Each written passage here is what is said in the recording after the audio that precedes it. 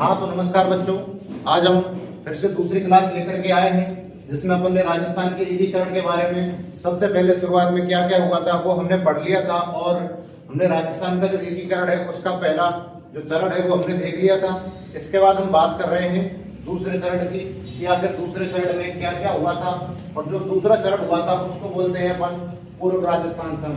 तो देखिए इसके अंदर क्या हुआ था कि कोटा शासक था भीम सिंह द्वितीय, इसके द्वारा हाड़ौती संघ बना करके यानी कि उसमें 9 रियासतों को लेकर के उन्होंने 3 मार्च 1948 को सरदार वल्लभ भाई पटेल के पास एक प्रस्ताव भेजा था।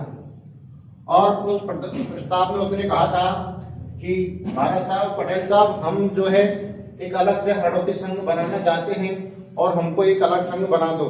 तो उन्होंने क्या है, हाड़ौती संघ बनाने के प्रस्ताव को उनकी कुछ स्वीकार कर लिया है और उन्होंने आदेश दे दिया कि ऐसा है कि ठीक है, आप बोल रहे हो, हम हाड़ौती संघ बनाने के लिए तैयार हैं, लेकिन आपके बीच एक बड़ी बात है कि जो आपकी सारी रियासतें हैं, इन रियासतों के मध्य में एक और रियासत आ रही है जो है उदयपुर रियासत। तो उन्होंने निर्णय लिया कि ऐसा करते हैं, थोड़ा रुको, और उन्होंने बोला कि इनसे हम बात करते हैं और इनसे बात करने के बाद ये क्या बोलते हैं तब हम इसका जो है आपको हम बना देंगे हाड़ौती संघ। तो देखिए सरदार वल्लभ भाई पटेल ने अपने सचिव बीपी मेनन को उदयपुर भेजता है और बीपी मेनन जब यहाँ पर उदयपुर के शासक भोपाल सिंह से बात करता है और यहाँ के जो दीवान हैं सर राममूर्ति, उनसे वो बात करता है और उनसे बोलता है कि महाराज साहब भोपाल सिंह जी, आप हमारे इनके हाड़ौती संघ में मिल जाइए और मिलने के बाद आपकी ये 9 रियासतें हैं और ये 10 इनके आप राजा रहोगे।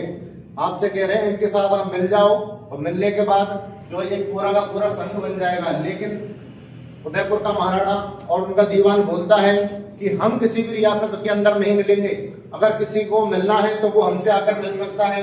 तो ऐसा करके उनके बीच में बात होती है और इन बातों को बीपी मेनन दिल्ली जाकर के वापस सरदार वल्लभ भाई पटेल से कह देता है। तो सरदार वल्लभ भाई पटेल ने कहा ऐसा करते हैं कि अब इसका तो जो हो गया सो हो गया, ऐसा करते हैं, हमने इसकी डेट तो निर्धारित कर दी है कि भाई 25 मार्च 1948 को इसका उद्घाटन करेंगे और अब हमें उसके बारे में देरी हो रही है। तो हम ऐसा करते हैं, इसका तो उद्घाटन करते हैं, इसको बाद में देख लेंगे। तो जल्दीबाजी में हुआ क्या था कि 25 मार्च 1948 को इसका उद्घाटन जो है कर दिया जाता है और इसका उद्घाटन करने वाले व्यक्ति थे एनवी गार्डन के द्वारा इसका उद्घाटन किया जाता है। और इसमें यह बात आपको ध्यान रख के चलना है कि राजस्थान के दूसरे चरण के अंदर कितनी रियासतों का विलय हुआ था, तो वो हुआ था 9 रियासतों का। और उनके साथ में 2 ठिकाने भी थे जिनका विलय हुआ था, वो थे लावा और कुशलगढ़। ये आपको ध्यान रख के चलना है कि कौन कौन सी रियासतों का विलय हुआ था। 9 रियासतें थी प्लस 2 ठिकाने थे जिनका नाम है लावा और कुशलगढ़। अब इनका उद्घाटन करने के बाद उन्होंने जो राजधानी बनाई थी वो आपको बहुत ध्यान रखना जरूरी है कि दूसरे चरण में राजधानी कौन सी बनी थी, तो ध्यान रखना कोटा। और वहां पर जो राष्ट्र प्रमुख कौन बना था, तो देखिए सबसे ज्यादा वहां पर शक्तिशाली शक्ति कौन सी थी उन 9 रियासतों में, तो वो थी कोटा रियासत। तो सीधी सी बात है कि राजधानी कौन सी बनेगी, कोटा, और राष्ट्र प्रमुख कौन बनेगा, कोटा का शासक भीम सिंह। ऐसा करके ये यहाँ तक प्रोसेस होता है। और यहाँ पर जो उपराष्ट्र प्रमुख बनाते हैं, बूंदी के शासक था बहादुर सिंह, उसको यहाँ पर बूंदी का शासक बनाया जाता है। और यहाँ पर एक और व्यक्ति है जिसको कनिष्ठ उपराष्ट्र प्रमुख बनाते हैं, वो थे डूंगरपुर के शासक लक्ष्मण सिंह। यानी कि ध्यान रखना कि राजधानी किसको बनाया जाता है, कोटा को, और राष्ट्र प्रमुख किसको बनाया जाता है कि कोटा के शासक भीम सिंह को। और ये भी ध्यान रख के जरूर चलना है कि उपराष्ट्र प्रमुख किसको बनाया जाता है, तो वो बनाया जाता है बूंदी के शासक बहादुर सिंह को और कनिष्ठ उपराष्ट्र प्रमुख लक्ष्मण सिंह को।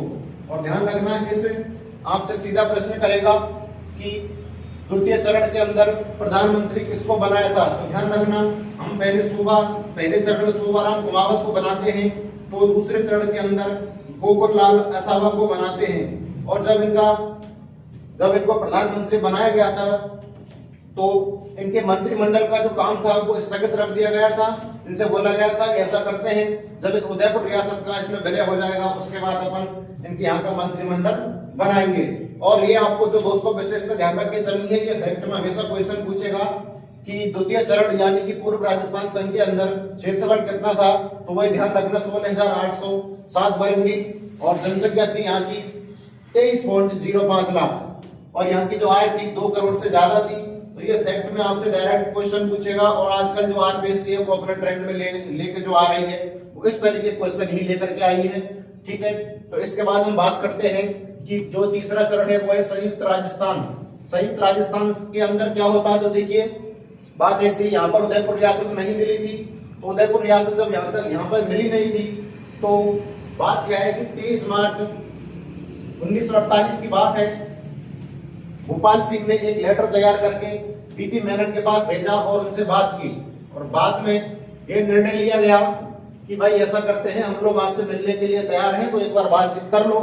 तो ऐसा बातचीत करने के लिए बीपी मेनन और भोपाल सिंह की बात होती है, और बात होने के बाद जो भोपाल सिंह है उनके द्वारा 28 मार्च 1948 को औपचारिक रूप से तैयार होने के लिए यानी कि पूर्व राजस्थान संघ में मिलने के लिए वो तैयार हो जाते हैं। और जैसे वो तैयार हो जाते हैं तो उन्होंने अपने साथ में कुछ तीन मांग थी जो रखी थी सरदार वल्लभ भाई पटेल से कि महाराज साहब, पटेल साहब, कि मेरी 3 मांग है, आप अगर मेरी इन मांग को पूरी कर दोगे तो मैं जो है पूर्व संयुक्त राजस्थान संघ में मिलने के लिए तैयार हूँ। तो उन्होंने कहा उनकी जो 3 प्रमुख मांगे इनको आप ध्यान करके चलना, आरपीएससी का जो नया ट्रेंड है उसके हिसाब से इनको पूछ सकता है आने वाले टाइम में।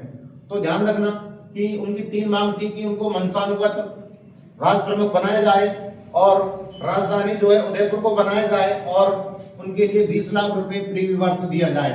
तो इन स्थितियों का जायजा लेने के बाद सरदार वल्लभ भाई पटेल ने वहां पर जो है इनके लिए डिसीजन ले लिया कि भाई ऐसा करते हैं, आप वंशानुगत राज प्रमुख की बोल रहे हैं, तो हम ऐसा करते हैं कि हम आपको आजीवन के लिए राज प्रमुख बना देते हैं, यानी कि आप जब तक रहोगे तब तक आप जो है आजीवन राज प्रमुख ही रहेंगे। और राजधानी की बात कर रहे हो, ठीक है, आपके लिए हम राजधानी बना रहे हैं। और रही बात इसकी कि 20 लाख रुपए प्रीवी पर्स, तो उसके लिए उन्होंने अलग तरीके से सॉल्यूशन निकाला कि उनके लिए 10 लाख रुपए प्रीवी पर्स दिया था, क्योंकि कंडीशन ये थी कि रियासत विभाग के अनुसार 10 लाख रुपए प्रीवी पर्स से अधिक किसी को नहीं दे सकते थे, इसलिए उन्होंने 10 लाख रुपए प्रीवी पर्स दिया।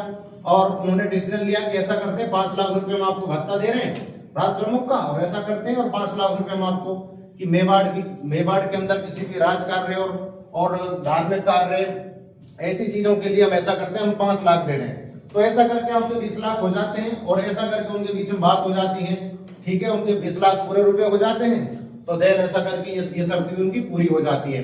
ये बात है पूरी होने के बाद जब उन्होंने निर्णय लिया कि ठीक है भाई हमारी बात हो गई है, 3 मांगे उनकी पूरी हो गई, तो उन्होंने इसके उद्घाटन की तिथि निश्चित की, और इसका विधिवत रूप से उद्घाटन जो है 18 अप्रैल 1948 को उदयपुर में जवाहरलाल नेहरू के द्वारा हो गया था। ठीक है, और उस उद्घाटन में राजधानी बनाया गया था उदयपुर को, ध्यान रखना राजधानी बनाया गया था उदयपुर को, और राज प्रमुख वहां का बनाया गया था भोपाल सिंह को। अब बात हमारी हो गई थी ना यहाँ पे कि राजधानी किसको बनाएंगे अपन, उदयपुर को, उदयपुर का शासक की ये मांग थी, और राज प्रमुख किसको बनाया गया था, भोपाल सिंह को, ये भी ध्यान रख के चलना है। और देखिए उपराज प्रमुख बना दिया था कोटा का शासक भीम सिंह को, जो अपने द्वितीय चरण के अंदर वो क्या था, राज प्रमुख था। उनको यहाँ पर क्या बना दिया, उपराज प्रमुख। और इसके अंदर और कनिष्ठ उपराज प्रमुख बना देते हैं बूंदी के शासक बहादुर सिंह को और लक्ष्मण सिंह को, जो कि डूंगरपुर के शासक थे। और इस तीसरे चरण के अंदर ध्यान रखना कि जो प्रधानमंत्री बने थे वो बने थे माणिक्यलाल वर्मा, ये ध्यान रखना, ये भी पूछेगा। और इनके मंत्रिमंडल के अंदर कौन कौन से सदस्य थे, तो ध्यान रखना गोकुललाल असावा जो कि थे शाहपुरा से, और 3 व्यक्ति थे जो कि थे उदयपुर से, उनको ध्यान रखना प्रेम नारायण माथुर, भूरीलाल बया, मोहनलाल सुखाड़िया, ये तीनों थे उदयपुर से, और भोगीलाल पांड्या जो कि थे डूंगरपुर से। ध्यान रखना जिसने डूंगरपुर प्रजा मंडल की स्थापना की थी वही भोगीलाल पांड्या है, ठीक है। और ये ध्यान रखना एक व्यक्ति थे अभिन्न हरि जो कि थे कोटा से, और एक व्यक्ति और थे जिनका नाम था ब्रजसुंदर शर्मा जो कि थे बूंदी से। यानी कि इनके मंत्रिमंडल में ये सदस्य थे। और आरपीएससी के आज के नए ट्रेंड के अनुसार आरएसएसबी के हिसाब से इनको आजकल जो पूछने वाला है मंत्रिमंडल ही ज्यादा पूछ रहा है, तो इनको याद ज्यादा से ज्यादा करके चले। और एक फैक्ट ही और है इनका कि इनका क्षेत्रफल है, इनका ध्यान रख लेना, फैक्ट है, ठीक है, यहाँ तक की बात है। और इसके बाद जो अगला चरण है वो हम अगली वीडियो में पढ़ेंगे। तब तक के लिए वीडियो को लाइक करें, शेयर करें, सब्सक्राइब करें। Thank you.